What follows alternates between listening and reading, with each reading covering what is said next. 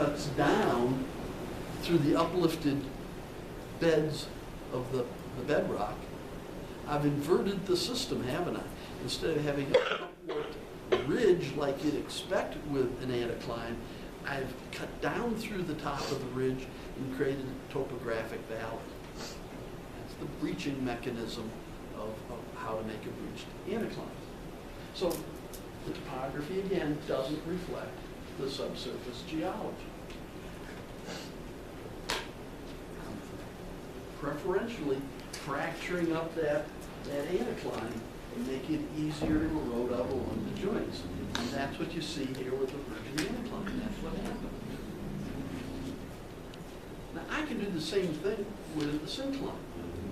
And actually, if you think about it, I'm really still just doing the same thing with an anticline. It's just that the anticlines are on either side of the syncline, right? So what I'm doing is I'm effectively breaching and eroding the two anticlines on each side of the in-between syncline. As the anticlines disappear as they erode away, what's left is the remnant of the intervening syncline. And now the intervening syncline that would have been the valley to start with, now is the high point between the breached anticlines. So I've completely changed the topography.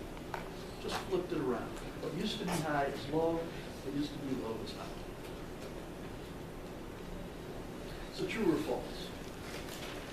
Eroded synclines are simply the erosional remnants left between two breached anticlines. I'm going to give you 10 seconds because I just told you this. So everybody should get it.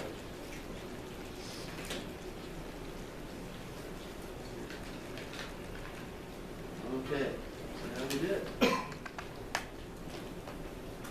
Everybody but one. Oh, okay, pretty good.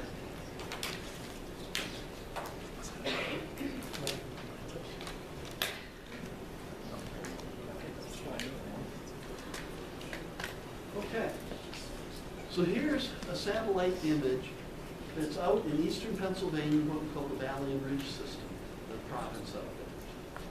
And you can just see all these synclines and anticlines. And they're all breached, aren't they? Now, the general rule of thumb is that if it has a sharp nose to it like this, then you're looking at a breached anticline. If it has kind of a broad nose, something like this, you're looking at a breached syncline.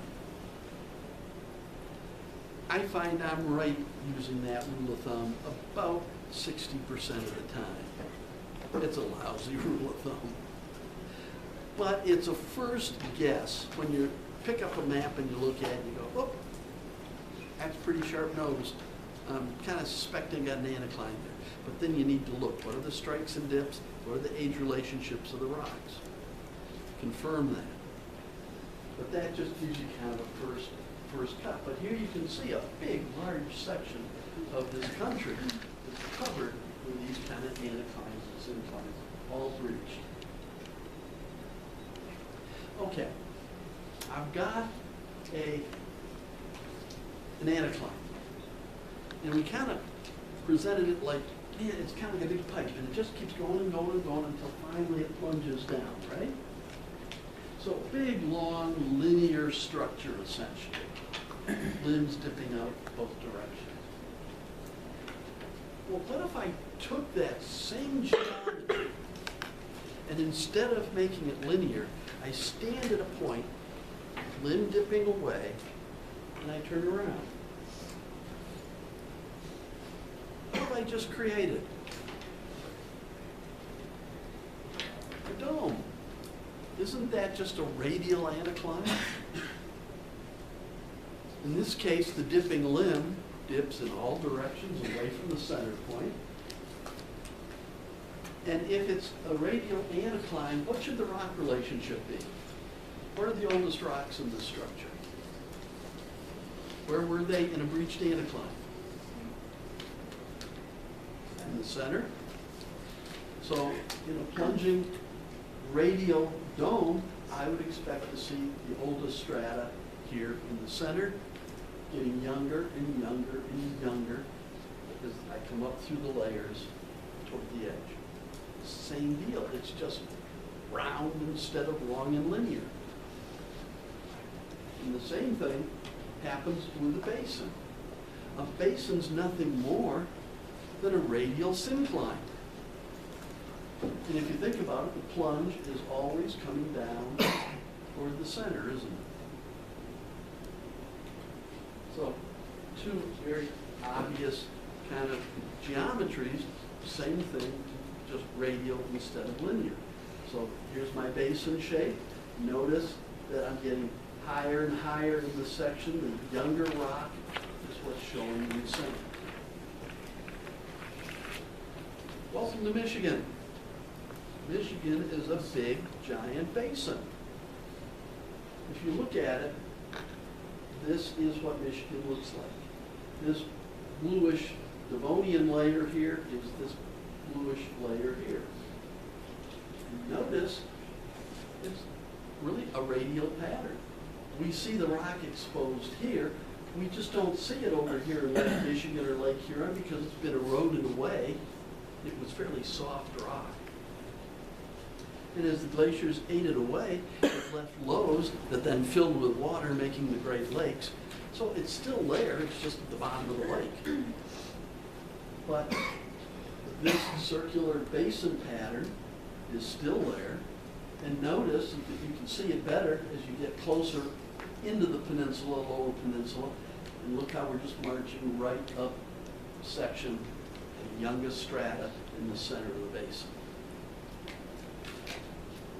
And as I get away from the basin and I get up into Canada, I'm out of the basin and I'm onto the Canadian Shield, the Precambrian, where this basin sits. Okay. What instead of making an anticline, things just don't go quite the way I planned that day, and I only make half an anticline.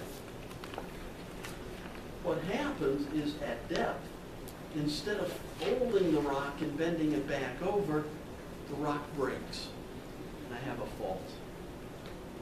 So I get half the anticline, this dipping limb of the anticline here, but here, it's all taken up by the movement on this fault, and I don't get this other limb bent over. Instead of an anticline, we simply call that a monocline. One limb, mono, okay? And you can see a beautiful example of that here, right at the San Rafael Swell out in Utah.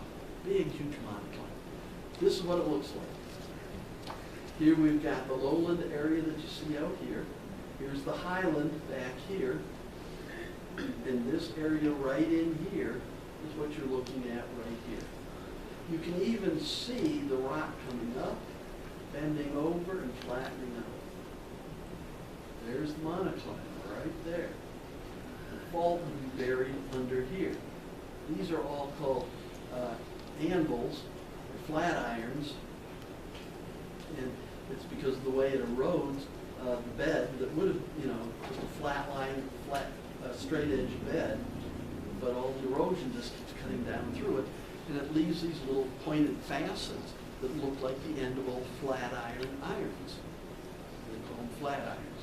So whenever you see this kind of a topography developing, you immediately go, I got a buried fold under here. If I find them dipping the other way someplace further in, I've got an anticline. If not, it's a monocline. So beautiful example. And this buried fault area here is down right in under here. It doesn't make it to the surface. Okay, so that's kind of folds. Let's talk about faults, breaks in the rock. Instead of folding it as plastic rock, what happens when it's like the silly putty and you pull it too fast and it just cleanly breaks? So either I've just put so much stress on it that the rock was just gonna fail, or I applied it so fast that the rock was unable to plastically deform fast enough, to fold fast enough to accommodate that stress, and instead it had to break, fracture, brittle fracture. So let's talk about that. Two terms that we use, jointing and faulting. If it's a joint, which is just a crack in the rock, but there's been no movement of the rock on either side of that break, then it's a joint. The rock simply broke, cracked. If there's been movement of either of the blocks of rock on the side of the break, then it's a fault. So that simple terminology, joint versus fault, tells you whether there's been any motion out there. You know it's been fractured, it's cracked. But depending on whether you use joint or fault, lets you know whether there's been any relative motion. Now, you get a couple of different joint patterns that are just kind of gimmies to tell you what's happened in the area. If I look at the top of this area here, all I have are these broken lines. And if I can get a look at it in cross-section, and I see that it's kind of got these little X's and occasionally a horizontal break, this is what happens under compression. We can do this to blocks of rock in the lab. Just squeeze them and see how they fracture. And this is the pattern we get. So if I'm walking across the plateau and all I see are those kinds of parallel fractures, those joints, I know this area has been an area that's been compressed laterally.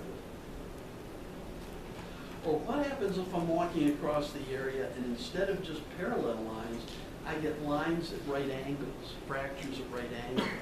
They don't have to be continuous, but I just get a pattern with right angles. I know that area now has been uplifted. So two different joint patterns tell me two different mechanisms we're operating.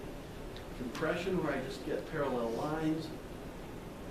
Uplift, where I get lines that are kind of 90 degrees cross-hatched. So that's cool. What if I've got a batholith and it rises, the pressure is released as the sediments eroded and weathered away from it. And now I've got this batholith that's in a different pressure regime, and it's still pushing out, holding up all that weight, but now that weight's gone, it's all eroded away, and it's still pushing out, and it starts to fracture. So we see the rock fracture parallel to the face of the batholith, and it just kind of starts popping off in these layers, and this is what we call exfoliation. We kind of talked about this when we were talking about pitons and batholiths. So here's another pattern that I can see on the surface and get a pretty good idea what the mechanism was and what's going on there. Okay, so that's joints. Let's talk about fractures where there's relative motion. One block or both blocks move. And once again, I'm going to use strike and dip as a way to describe the orientation of these fault planes. It's just such a handy way of doing it. You just need a couple of easy measurements. Here's the fault plane. This is the break in the rock. And in this case, this block of rock on this side is dropped down in relationship to the block of rock on the other side of the fracture. So which one, what was the mechanism here? Did this front one drop down, or did the back one go up? Or did they both move? Can you tell? No. A lot of times you can't just tell from one outcrop. You have to be able to put it into context with the region. Or you have to have some before and after type of information. In California, they've got a lot of before and after kind of information because it's so active. And with the population, they've got before and after pictures. So this is something that you kind of have to work out afterwards. But you know, in a relative sense, that they've moved in relationship to each other. Here's my fault plane. There's my line of strike right there, isn't it? And there's my dip angle right there. So again, a couple simple measurements, and I can tell you exactly how this fault looks out there as it cuts through the rocks. It's going in this direction, and it's dipping this way. Pretty good. As you might guess, this block down here is what we call the downdrop block. The block in the back is what we call the upthrown block. And notice the little arrows that we put here on the diagram. Notice how they're just kind of one-sided arrows. That is standard symbology for doing this. And you can tell the direction of motion simply because here's a sandstone bed, and you can see how it's been offset down to here. So it's pretty obvious how to figure that out. So that wasn't hard enough, so we devised another set of technologies and another set of terminologies to keep you on your toes. This comes from the mining industry. And this is how it's always been described, so you need to know this terminology. Very seldom do we just say upthrown or downthrown. We talk in terms of the footwall block or the hanging wall block. And here's how you figure it out. Let's say out here in the Rocky Mountains mining for silver. And this is an old fault right along here, so the rock is broken up, water's leaching through the broken rock of this fault zone, and it's concentrating minerals along that fault zone as it precipitates out good things like silver. So it's a great place to start mining for silver and gold. And it's easier to mine because the fault's there. It's already broken up the granite bedrock and stuff. So it's not like you have to dig through unshattered rock. It's already kind of broken up for you. So you're going along. Here you are, working through this fault. Well, here you are. Here's a kind of blow up of your mine. And notice, here's the fault, which is the ore vein. And notice we've got a flat floor to the mine, and we've got the overhead area with the hanging lantern. Well, here's my fault plane right here. This I call the footwall block because it's the foot of the mine, and I'm going to stand on it with my feet. This is the hanging wall block because it's forming the ceiling, and it's where I'm going to hang my lantern from. So hanging wall versus footwall. No matter which way this ore body is going to cut through, that fault plane is going to cut through, I can use the same little gimmick here and figure out footwall, hanging wall. So regardless of at the surface which one is higher between the two, Yeah. the one that's right below you is the one that's below. Yeah, because at the surface, erosion might have changed the relationship. And what might have been the downdrop block might have weathered slower, and now it's higher topographically. So that may or may not be the right answer. Yeah. Good point. Okay, so you know what footwall versus hanging wall is. Okay. So I'm going to give you a little thing to think about here over the weekend, because you're going to need to work on this a little bit. I've got a flat line block here. I've got a fault that cuts through it. There it is.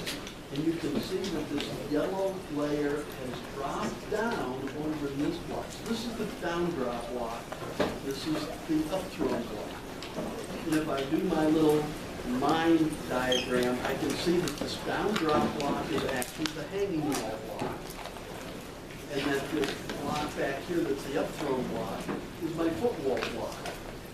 In this case, the footwall block's the higher one on the surface.